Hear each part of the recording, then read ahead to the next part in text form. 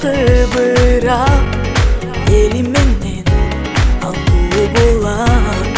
Үлбөстүн камын көрбөстүн алга умтулгун, дайым тек тургун эл жериң үчүн танбастан.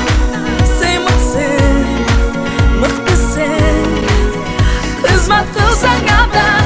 Сен да өз өлкөңдүн аттуулусуң, мекениңе күйгүн аттыр, бөлөк элдин кызыгуусуң, туулган жерди сүйгүн.